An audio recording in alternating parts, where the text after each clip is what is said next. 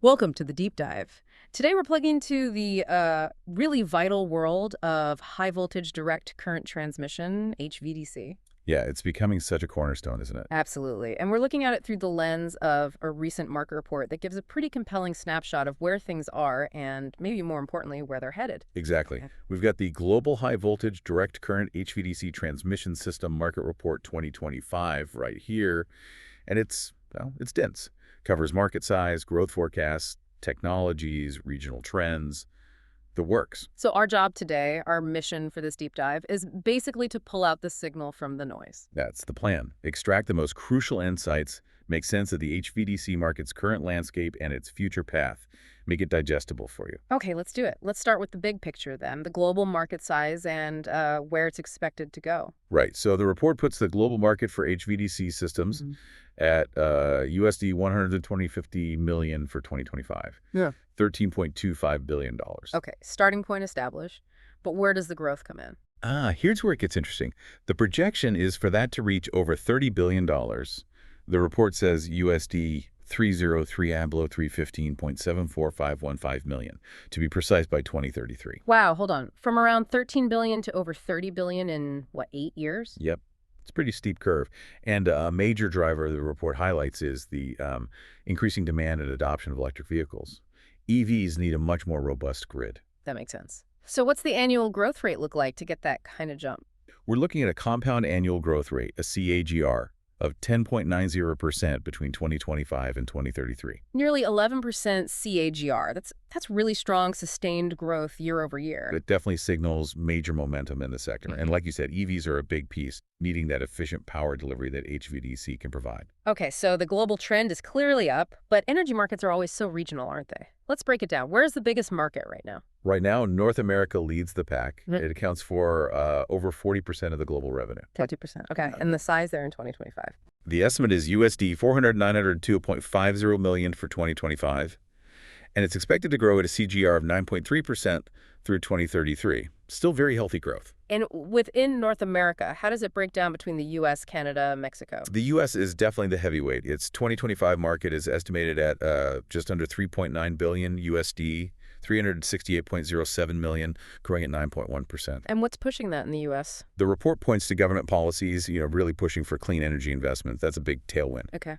And Canada and Mexico? Canada's market is around USD 588 million in 2025, but with a slightly faster CGR of 10.1%. The driver there seems to be more about rising energy trade. Interesting. Different drivers. Yeah, and Mexico comes in at about USD 446 million in 2025. Also with strong growth, 9.8% CGR. Got it. So North America strong, led by the U.S. push for clean energy and Canadian energy trade. What about Europe? How does it stack up? Europe's the second largest market, holds over 30% of the global revenue. The 2025 market size figure looks like it's around USD 842.5 million. Okay, still a major player. And the growth rate? Projected CGR is 9.9% between 2025 and 2033. So just shy of North America's overall rate, but very strong too. Can you give us a feel for some key countries in Europe, like the UK or Germany? Sure. The UK is estimated at about USD 645 million in 2025, with a solid 10.7% CGR. Big driver there. National push to cut carbon emissions. Right, that makes sense. Germany. Germany's a bigger, around USD 760 million in 2025, growing at 10.1%. For them, it's a lot about grid stability, integrating renewables, the energy transition challenges. And others like France, Italy. Yep, they're significant too. France around 353 million, Italy 330 million, Russia around 595 million, Spain 315 million, all showing key GRs generally in the 9–10% range, maybe slightly lower for Russia. Okay, so North America and Europe are the current big players, but you often hear about Asia-Pacific being where the action is for future growth. What does the report say about APAC? You heard right. APAC is definitely the one to watch. Right now, it's about 23% of global revenue, roughly USD 380 million in 2025. So smaller than Europe currently. Smaller now, yes. But here's the key. It's the fastest growing region. The projected CGR from 2025 to 2033 is a whopping 13.7%. Whoa, nearly 14% CAGR. That's huge. What's fueling that kind of growth? It's really driven by a couple of powerhouses. China's market is pegged at over 1.3 billion in 2025, growing at 13.2%. Think industrialization, urbanization, massive energy needs. Right. And India? India's growth is even faster, a projected CAGR of 15.6%. Their 2025 market is smaller, around 318 million, but the report links this surge to technological advancements and major infrastructure development. Incredible growth rates. Japan and South Korea are probably significant too. Absolutely. Japan around 438 million, South Korea 381 million in 2025, both with key GRs over 12%. So yeah, APAC is really dynamic. Okay, definitely the region to keep an eye on for explosive growth. What about the other regions, South America, Middle East, Africa? Are they seeing much HVDC action? They are, albeit starting from smaller bases. South America holds just over 5% of the global market, about 503 million in 2025, growing at 11.6% CAGR. And any standouts there? Brazil is notable, around 215 million in 2025, growing at 12.2%. They use HVDC quite effectively to link different grid systems across their, well, vast country. Makes sense for a large geography. Middle East. Around 2% of global revenue, market size about 530 million in 2025, but growing fast too, 12.2% CAGR. Saudi Arabia is a key player there, about 186 million, finding HVDC cost-effective. CAGR there is 12.5%. In Africa. Smallest share, around 1%. Market size just under 300 million USD, 291.5 million in 2025, but still growing respectably at 11.2% CAGR. Any specific country driving that? South Africa is highlighted, Yeah. about 102 million in 2025, with a 12.1% CAGR. The driver there is pretty fundamental, rising demand for reliable power. Okay, let's shift gears to the tech itself, the nuts and bolts. What are the main types of HVDC we need to understand? Right. The report focuses on two main technologies, line commutated converters, LCC, and voltage source converters, VSC. LCC, that sounds like the older one. It is. Think of it as the traditional workhorse. It uses components called thyristors. It's very cost-effective for transmitting huge amounts of power over very long distances, like a big, efficient pipeline. But what are the limitations? Well, it needs strong, stable AC grids at both ends to function properly. It's best for simple point-to-point transmission. And it's less flexible, for things like managing power flow dynamically or easily integrating variable renewables like wind or solar. But it's reliable, well-established tech. Okay, so LCC is the established, cost-effective option for bulk power long distance. Then what's VSC? VSC, voltage source converters, is the newer kid on the block. It uses more advanced components, IGBTs, insulated gate bipolar transistors. And what does that let it do differently? It's much more flexible. Think of it as a smarter pipeline. It allows for bidirectional power flow. Electricity can go both ways. It can provide voltage support to the grid, which is great for stability. Ah, so that makes it better for renewables. Exactly. It's ideal for integrating things like offshore wind farms where the power output fluctuates. Also great for interconnecting different grid systems, even weaker ones, and for underwater or underground cables. It's actually the fastest growing segment in the market. So more flexible, better for the modern grid challenges like renewables integration, but I'm guessing it's more expensive? That's the trade-off generally. VSC systems tend to be more complex and have a higher initial cost compared to LCC. But their flexibility and grid support capabilities are often seen as worth the investment for many new projects. So LCC still has its place, but VSC seems like where the momentum is, especially for grid modernization and renewables. That's a very good summary of the dynamic. The advantages of VSC are really aligning with where the energy grid is heading globally. Okay, zooming out again. Yeah. What are the big market forces driving this overall growth, besides the EV factor we mentioned? And are there any major hurdles? Key drivers mentioned in the report include the need for secure cross-border energy transmission.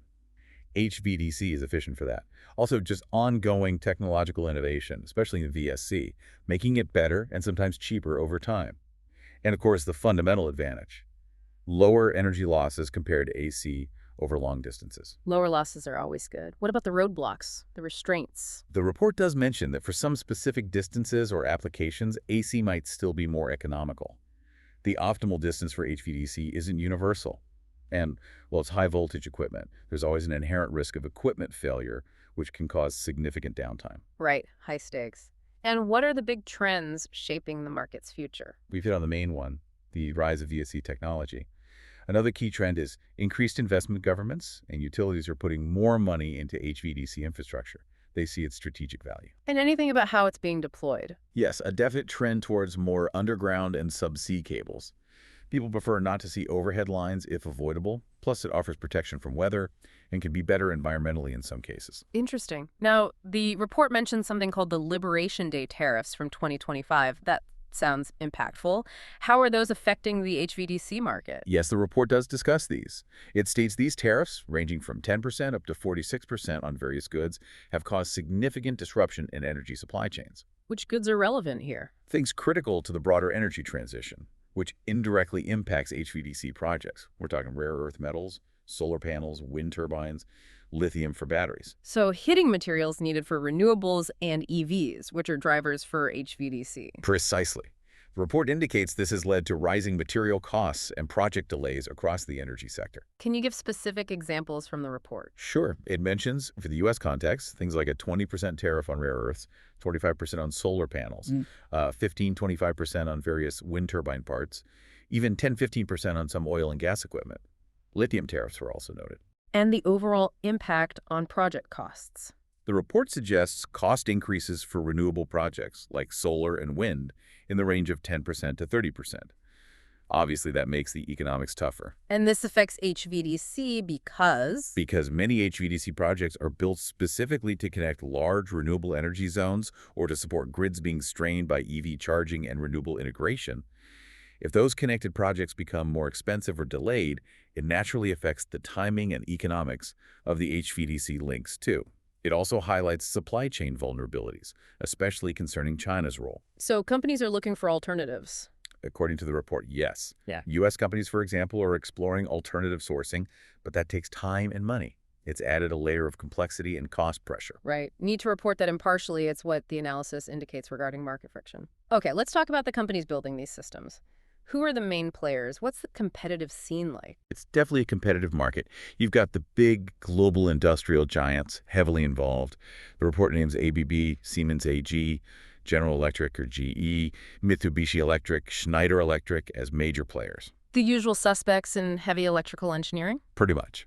And they're all heavily invested in R&D, pushing VSC technology, looking at hybrid systems, and so on. Are there others besides those giants? Oh, yes. The report lists quite a few more to show the breadth. Companies like TBEA Co., Nexans, SA, they do a lot of cables, Toshiba Energy Systems, China Electric Power Equipment, and Technologycom Ltd. Fees, several others. It's a mix of multinationals and strong regional or specialized players. Okay, so a busy marketplace. The report also breaks the market down in different ways, right? Segmentations. It does. Helps understand the nuances. There's the type outlook. Which is? Monopolar versus bipolar systems. Monopolar is simpler. One conductor uses the ground or sea as a return path, often more economical for specific, maybe shorter distance applications. And bipolar? Uses two conductors. Can carry much more power, typically used for longer distances, and it's more reliable if one pole has an issue. Got it. What are their segments? There's deployment outlook. That's about how it's installed. Overhead lines, cost-effective for long open stretches. Underground cables used in cities, environmentally sensitive areas, offers protection. And subsea cables essential for offshore wind and connecting islands or countries across water. Makes sense. Overhead, underground, subsea. And sometimes hybrids, combining them. Then there's application outlook. What's it used for? Exactly. Key applications are interconnecting grids, linking different power systems for stability, efficiency, trading power, moving renewables around. Then, in-feed to urban areas, bringing bulk power reliably into dense city centers, and connecting offshore wind, a huge growth area for HVDC. Okay. Connecting grids, feeding cities, offshore wind, and the last segmentation. Capacity outlook is based on the voltage level. The report breaks it down up to 400 kilovolts kV, then 401 800 kV, and finally 800 kV and above. And different voltages for different jobs. Generally, yes. Lower voltages might be for shorter links or regional grids. The 400-800 kV range is common for long-distance, high-power transmission like cross-border connections, and 800 kV and above. That's for the ultra-long-distance, super high-capacity projects. Okay, that paints a really detailed picture of the market structure. Bringing this all together, what were the main conclusions the report's author drew? Well, they really emphasized that strong projected growth, the 10.9% CAGR, between 2025 and 2033. It signals major expansion ahead. Right, the headline number. And technically, a key point was the growing traction of VSC technology. Its flexibility and efficiency, especially for those underground subsea applications and integrating renewables, are making it increasingly dominant. The smart pipeline winning out. In many cases, yes. And finally, the report stressed the importance of those in-feed HVDC systems for urban areas. As cities grow and electrify more, getting large amounts of power reliably into them becomes critical, and HVDC is a key solution there. Okay, so wrapping up the steep dive, the HVDC market is definitely poised for significant growth. It's being driven by huge trends like EV adoption, the push for renewables, and just the basic need for more efficient, stable grids. That's the core message. We see different technologies like LCC and VSC serving different needs, different deployment methods, and growth happening across the globe, though especially fast in Asia Pacific. And factors like tariffs can definitely throw some sand in the gears, adding complexity. It's a complex but clearly expanding field. And it's pretty fundamental to the energy transition. The move towards a more sustainable, more interconnected energy system really relies on technologies like HVDC improving and being deployed widely. Absolutely. So here's a final thought to leave you with. As HVDC technology keeps advancing, how might it actually redraw the map of global energy trade over the next few decades? Could it unlock vast, remote, renewable resources in ways we haven't fully grasped yet? And what new possibilities could that open up, not just for energy consumers, but for the planet itself? Definitely something transformative to watch. Thanks for joining us for this deep dive.